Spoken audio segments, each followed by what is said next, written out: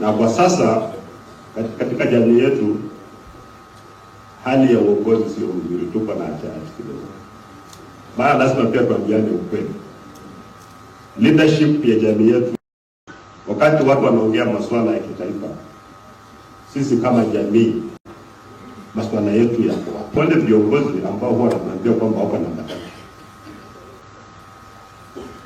wanaamuka wanaomba wa president mwenyewe ambaye alikuwa amefiwa ndiye aliamua kusema kwamba upgrade the technical school in National Polytechnic. Na hapo tuko na kinara wa cabinet. Mimi ilipeana hisia yangu kwa sababu president huwa anaambiwa ni mtu mwongo. President anakuwa mtu mwongo. Ni wana ambao wanakuja kuitisha, ni wajumbe, hizo miradi wanajua hawajenga kwa budget. Akisimama anasema nimetenga pesa. Najua nimetenga pesa. Ni mwongo. So kama nyinyi ni namba tatu ya ukweli, jiulize kwa nini yule alikuwa ananitusi kule Bungoma hakuna siku anaomba miradi mkutano ya hadhara, wakati anaweka shilingi bilioni 1.5 kutengeneza barabara katika constituency yake moja. Alafu sisi zote 5 counties of Western Region tumepewa shilingi bilioni 250. Na hiyo pesa mtu ambaye anakaa kwenye kiti ya speaker anaangalia budget akipitisha, amekaa pale haoni kwamba this one constituency 1.5 billion, these are 5 counties 250 million. We don't want watu wetu hatuwezi kungojea tena. Niliambia wengine siasa ya 2032 imepangwa. Kwa hiyo arithmetic Mluya yuko huko. Na watu wanatuambia tungojee wafike hapo ndio tupange. Nyinyi mtakubali maneno kweli? Hatuwezi kubali. Na ndiposa wanaleta watu kuja kunitusi mimi. Watu Kerovani ndogo. Kama hiyo ndio advice president ana has got no advice at all. Kwa sababu Kerovani jamii ziko na bunduki. Na wale wajumbe wamenunua pande ya menunua tega bunduki, hao wamenunua bunduki, wote wanapigana. Na wakati hizo jamii zinapigana hata polisi hawezi enda hapo. Polisi hata akiua jangili kule ndo kule Kerovani polisi awe jangili. That same day that police officer is dead. The number of police officers ambao wameuawa na majangili in Kerovani, police wale wanajulikana, is a shame. Na hao viongozi wale wenyewe ambao wanapewa pesa ya CDF kununua bunduki, kununua risasi, majangili kuua watu. If a leader thinks that kuna kidnapping in Kerovani, huyo kiongozi yetaita na misuseful, so the leader at all. Na mimi kuna wakati niulizwa shida ya kule ni nini na watu wa media, and I gave the problem and I gave the solutions. Na mimi nashukuru mheshimiwa Kindiki and I implemented the data because what is black that the past was political goodwill. Sasa wameweka pesa kule, wamepana support, mambo yamerudi chini. If you don't understand the geography of this country, unasemaje kwamba anatembea ameua watu Kerovani na akapeleka Yala? You don't just talk because you have a mouth.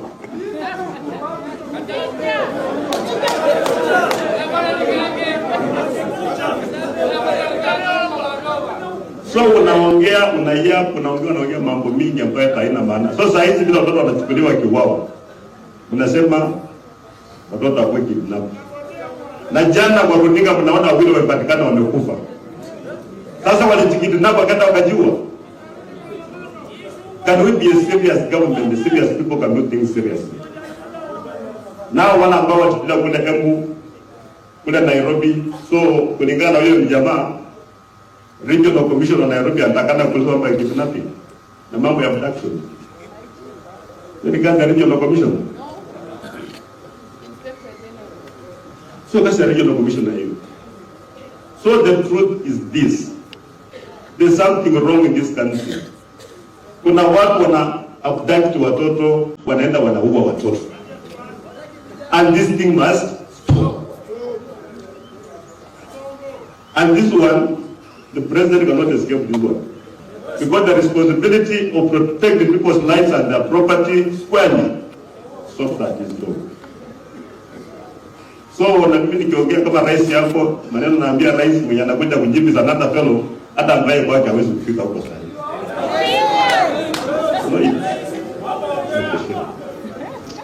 Number two, hii mambo wanasema anatembea rafiki ya Rigiji. Ndio naona mtu anachemuka hivyo kwa sababu hapa anapita na Rigiji huko. Anawekelea huyu mtu ya Rigiji. Na Rigiji mwenyewe hata mimi kuongea naye kwa simu huwa siongea naye kwa simu. We've never spoken, we've never met anyway. Hatujawahi kukutana na Rigiji.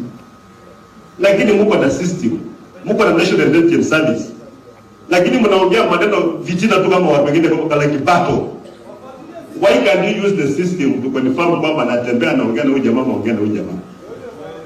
But most importantly, ile vita ya Rigiji ilikuwa ni vita ya Kenya kwanza. Hao watu wanatembea pamoja bila kukosana, mimi sijui. The fact kwamba mmekosana na Rigiji, why should I differ with him? Mimi amekosea nini? Hajanikosea chochote. Sasa yule jamaa alikuwa anaongea jana na kunitusi. Na Rigiji mwenye atanitusi. Sasa leo hii nikisema nichague nani nitafanya naye kazi, nitachagua nani? President lazima ajue hao watu ambao wako na mdomo mrefu wanafikiri wanamsaidia, wamechoma mlima, wanakuja kuchoma Western. Na kule mlima kama hakuna kura na Western ikose kura, president hata akifanya miujiza gani hawezi kupata kwa president. It's going to be possible. So angalia watu wake wanaongea namna gani, maana wanachoma kila mahali, na burning everywhere.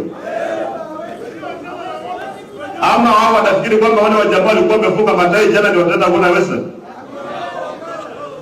Hawezi leta kura Western. And it's not good to choose friends for me.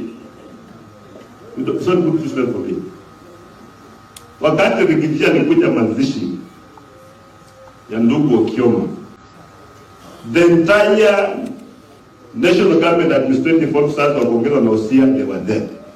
Serikali mzima ilikuwa pale. Mimi nilipokea Rigiji pale kwa airstrip, nilikuwa na county commission.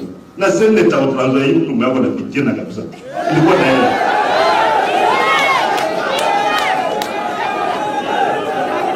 Na that day Rigiji akikuja, I was just going to clarify things. And pray that this matter goes to bed and goes to bed permanently. So don't want to speculate. Rigiji, the former deputy president, alikuja na ndege ya Kenya Air Force. Foka.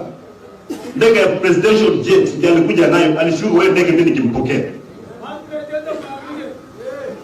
As a person who understands protocol, mimi hata mawaziri huwa nawapokea hivyo na taati, mambo zangu makama na kuja nawapokea namna hiyo. I received Rigiji that way because he was a state officer, he was a deputy president of Kenya. Walikuwa nataka mimi nitoroke. Sasa kila mahali wanataka picha na tembea alipokea Rigiji, mlikuwa nataka tufanye nini? That day he had already been impeached. And there was no one was going to be impeached. And nikampokea kama deputy president of the Republic of Kenya, nikampokea tukaenda Matanga, akazika ndugu yake. Tukamwescort akafanya nini? Akaenda. Sasa hapo shida iko hapo bwana. Sasa mnakufa tu na mtu. Sasa kama nyinyi mnataka mimi nisoke pande hiyo nifanye kazi na Rigiji, mniambie tu kweli kwamba wewe unatembea nafanya kazi na nini? Na Rigiji. Hao jamaa wako tayari sana kufanya kazi na mimi by the way. So tuheshimiane tu, tuache mambo mengi tu. Ile vita yenu, huyo jamaa alikuwa anaongea, anapiga kelele, asira alikuwa ametoa mahali pengine tu. Don't even about that funeral. So lazima tuelewane kwa watu wetu. Mungu anasema mambo ya Mau Forest. Anatembea ndoa watu Mau Forest. Sasa kama mimi nilifanya makosa kuondoa watu Mau Forest, bana niwatoa. Kama kuna kitu mimi I feel proud as a retired public official is the restoration of the Mau Forest. Kama nilifanya makosa wako na serikali sasa rudisha watu kwa Mau. Wale mimi kama nilifanya makosa wa correct makosa watu warudi nini? Warudi Mau, they leave me alone. Lakini wakati mnakadiria pesa mnasema these billions inakuja from tourism. Masai Mara inaleta these millions of dollars. Mkumbuke kwamba hizo dollars zinakuja kati sio mnatembea. Hiyo mara lipe ilikuwa imekauka, That 71 of the world peace ilikuwa imekwisha, ilikuwa ni matope. Sasa we have recovered that river, we have that forest, watu wanapiga kelele. Kama ni makosa, watu warudishe wapi? What conservation, then you are condemning those who are conserving the forest. And lastly on this matter, wakati mimi nilikuwa RC, nikifanya kazi na Kenya. Sasa wewe unalaumu RC na umekaa na David President. You know, mambo ya duplicitous behavior sio nzuri. Lazima tukue tu watu ambao ni. So sisi tukiongea hivi nasikia wengine wanataka sawa tu, mimi nasema ni sawa. It is fine. But the culture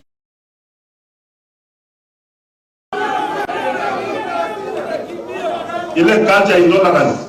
Tupende freedom of expression kwa ndani ya katiba. Let us just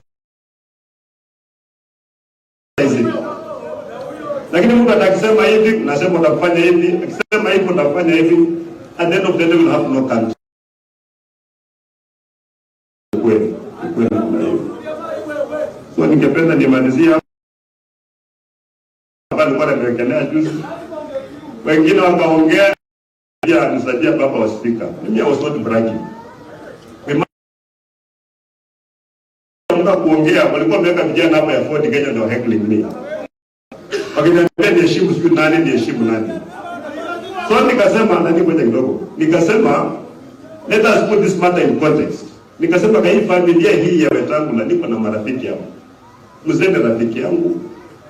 Mheshimiwa Timu ni rafiki yangu. Fred ni rafiki yangu. Na kuonyesha kwamba tuko na urafiki, hata mzee nimemsaidia hivi na hivi. I was not bragging. I was just laying the foundation to elewa kwamba kwa hiyo kwa ndio kuna pena na speaker, lakini watu wengine pia ni marafiki wangu, na kwamba siasa sio vita. Sasa ilikuwa ni jambo watu wote wanajisikilia hapo na kunikondemu, you know. We just being petty. We have to get serious at some point. Hapo nimeongea vibaya sasa. So watu wetu, mimi naomba tu tuwe united. Tuendelee kuwa united. Kule mbele mambo ni magumu, sio mambo rahisi. Watu wengine wafike huko. Wala ambao wako pale ile kazi walipewa wameshindwa kuifanya. So lazima tutasukumana kwa nguvu mpaka tufike kwa hiyo meza. Tufike kwa hiyo meza sasa tutapangia watu wetu sana. Na hii nchi watu wanakaa na hii wasiwasi hata ujue ni nini, kwa sababu the distribution of resources in this country is skewed. Kuna wale ambao wanapata nyingi, wala wengine wanapata kidogo. Wengine wanaona wengine wakikula, wengine wanaangalia tu wanakula kwa macho. We want a country ambayo iko balance.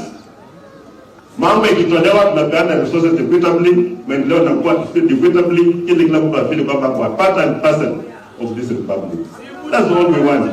Hatutaki mambo ya ukabila, hatutaki mambo ya mapendeleo, hatutaki mambo ya tribalism. We just want a country where all of us live peacefully and happily. Kwa hivyo kwa hayo mengi, ningependa kusema kwamba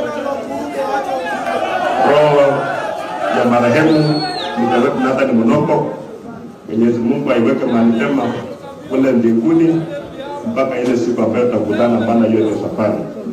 Tukimaliza viongozi tutafanya mchango kidogo, maana familia iko na wakati mzuri wa kupanga. Kuna mambo mingi ambayo gharama ikipenda ambayo tunataka kusaidia kidogo. Kwa hivyo hivi baada ya ibada kufanya harambee kidogo, na pesa tuko nayo tuwachangie ili walipe the few bills.